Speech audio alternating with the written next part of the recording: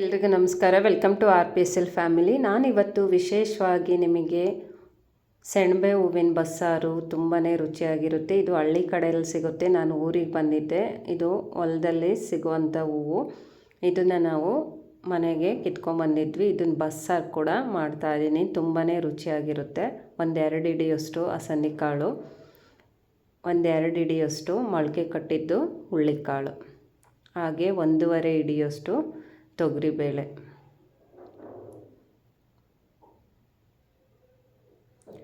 ಒಂದು ಕುಕ್ಕರಿಗೆ 1.5 ಗ್ಲಾಸಷ್ಟು ಉದ್ದ ಗ್ಲಾಸಲ್ಲಿ ನೀರು ಹಾಕಿ ಮೊಳಕೆ ಕಟ್ಟಿದ್ದ ಹುಳ್ಳಿಕಾಳು, ಅಲಸಂದೆ ಕಾಳು, ಬೇಳೆ ಇಷ್ಟನ್ನು ತೊಳೆದಾಕ್ಬಿಟ್ಟು ಸ್ವಲ್ಪ ಕಲ್ಲುಪ್ಪು ಹಾಕಿ 3 ವಿಷಲ್ನ ಕೂಗಿಸ್ಕೊತಾ ಇದ್ದೀನಿ.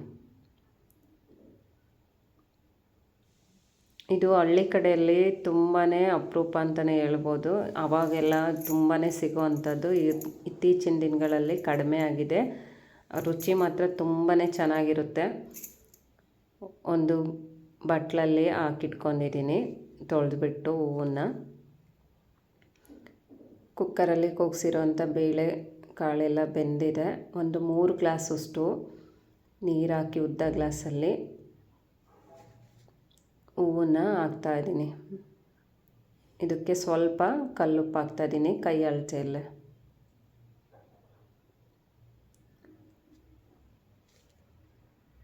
ಇದನ್ನು ಒಂದು 5ರಿಂದ 7 ನಿಮಿಷ ಚೆನ್ನಾಗಿ ಬೇಯಿಸಿದರೆ ಹೂವು ಬೆಂದೋಗುತ್ತೆ.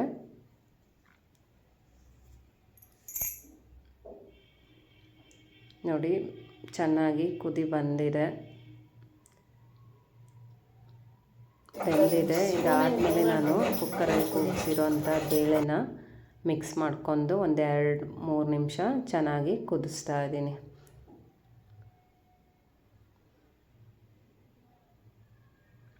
ಇದನ್ನು ಈಗ ನೀಟಾಗಿ ಮಿಕ್ಸ್ ಮಾಡ್ಕೊಬೇಕು. ಹಾಕಿ ಆದಮೇಲೆ ಇದು ನಾನು ಕೂಡ ತುಂಬ ವರ್ಷ ಆದಮೇಲೆ ಈ ಥರ ಹೂವಿಂದು ಬಸ್ಸಾರು ಮಾಡ್ಕೊಂಡು ಊಟ ಮಾಡಿರೋದು. ತುಂಬಾ ಚೆನ್ನಾಗಿರುತ್ತೆ.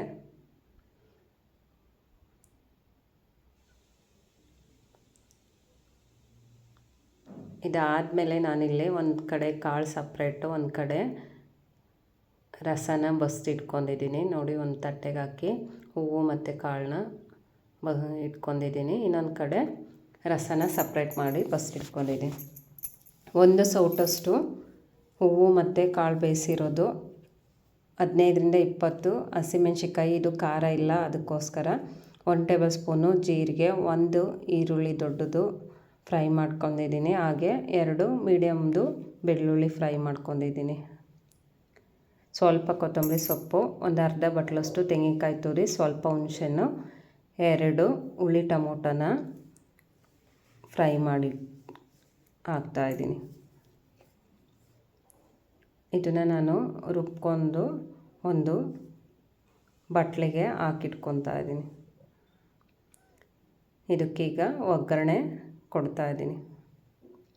2 ಟೇಬಲ್ ಸ್ಪೂನು ಎಣ್ಣೆ, ಸ್ವಲ್ಪ ಸಾಸಿವೆ, 1 ಈರುಳ್ಳಿನ ಕಟ್ ಮಾಡಿ ಇಟ್ಕೊಂಡಿದ್ದೆ, ಅದು ಕೂಡ ಹಾಕಿ ಸ್ವಲ್ಪ ಕರಿಬೇವು, ಇಷ್ಟನ್ನು ಹಾಕಿ ಚೆನ್ನಾಗಿ ಮಿಕ್ಸ್ ಮಾಡ್ಕೊಬೇಕು. ರುಬ್ಬಿರೋಂಥ ಮಸಾಲ ಅಥವಾ ಖಾರನ ಹಾಕಿ ಮಿಕ್ಸ್ ಮಾಡ್ಕೊತಾ ಇದ್ದೀನಿ.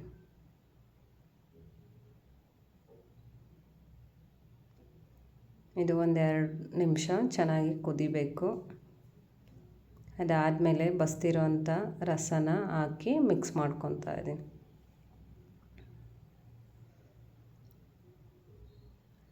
ಇದಕ್ಕೆ ನಿಮಗೆ ಎಷ್ಟು ಬೇಕೋ ಅಷ್ಟು ನೋಡಿ ಹಾಕ್ಕೊಳ್ಳಿ. ಮಾಡುವಂಥವ್ರು ತುಂಬಾ ರುಚಿಯಾಗಿರುತ್ತೆ. ಒಂದು ಸಲ ಟ್ರೈ ಮಾಡಿ. ಹಳ್ಳಿ ಕಡೆ ಇರೋರಿಗೆ ಎಲ್ಲ ಗೊತ್ತಿರುತ್ತೆ ಈ ಹೂವಿಂದು. ಇನ್ನೊಂದು ಕಡೆ ನಾನು ಕಾಳಿಗೆ ಒಗ್ಗರಣೆ ಹಾಕ್ತಾಯಿದ್ದೀನಿ. ಹೂವು ಮತ್ತು ಕಾಳು ಬೇಯಿಸಿಟ್ಕೊಂಡಿದ್ನಲ್ಲ, ಸ್ವಲ್ಪ ಸಾಸಿವೆ, 2ರಿಂದ 3 ಟೇಬಲ್ ಸ್ಪೂನ್ ಎಣ್ಣೆ, ಸ್ವಲ್ಪ ಸಾಸಿವೆ, 1 ಈರುಳ್ಳಿ ಉದ್ದುದ್ವಾಗಿ ಕಟ್ ಮಾಡಿ ಇಟ್ಕೊಂಡಿದ್ದೆ, 4ರಿಂದ 5 ಮೆಣಸಿನ್ಕಾಯಿ, ಒಣ ಮೆಣಸಿನ್ಕಾಯಿ, ಸ್ವಲ್ಪ ಕರಿಬೇವು, ಸ್ವಲ್ಪ ಉಪ್ಪು ಹಾಕಿ, ಹಾಗೆ ತೆಂಗಿನಕಾಯಿ ತುರಿ ಕೂಡ ಹಾಕಿ ಈಗ ಕಾಳನ್ನ ಮಿಕ್ಸ್ ಮಾಡ್ಕೊತಾ ಇದ್ದೀನಿ ಫ್ರೈ ಆದಮೇಲೆ.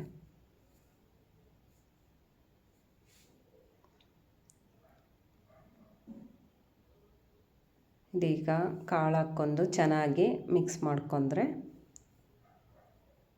ಸೆಣಬೆ ಹೂವಿನ ಬಸ್ಸಾರು ಹಾಗೂ ಕಾಳು ರೆಡಿಯಾಗೋಯಿತು. ಇದು ಮುದ್ದೆ ತುಂಬಾ ಚೆನ್ನಾಗಿರುತ್ತೆ, ಮುದ್ದೆ ಜೊತೆ ಊಟ ಮಾಡಲಿಕ್ಕೆ. ನನಗಂತೂ ಇದು ಅಪರೂಪ ಅನಿಸ್ತು. ತುಂಬ ವರ್ಷಗಳ ಮೇಲೆ ಈ ಥರ ಮಾಡಿ ಊಟ ಮಾಡಿದ್ದು ಊರಿಗೆ ಬಂದಾಗ. ತುಂಬಾ ಟೇಸ್ಟು ಚೆನ್ನಾಗಿದೆ. ಇದನ್ನು ಆ ಕಡೆ ಇಟ್ಟಿದ್ದೆ, ಒಂದು 3 ನಿಮಿಷ ಚೆನ್ನಾಗಿ ಕುದಿಸಿದ್ರೆ ಬಸ್ಸಾರು ರೆಡಿಯಾಗೋಯಿತು. Thank you for watching.